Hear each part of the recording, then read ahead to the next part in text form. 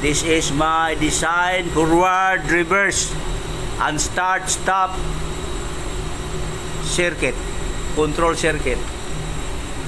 This is the contactor forward. This is the contactor reverse.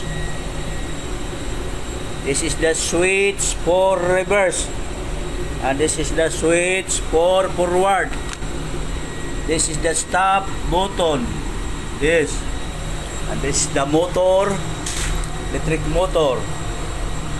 As you see now, when we start up the power here, and now also the control circuit, we put 220 volts. This, and now we press the forward, the motor will run to forward.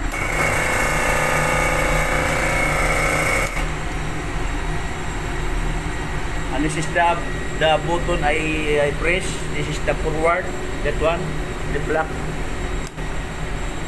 And now it goes the direction going there, other side, going there.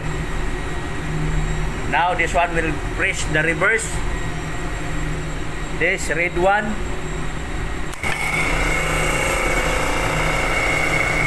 And stop.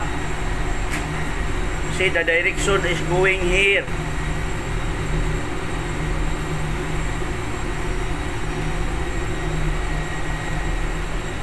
This is the workshop.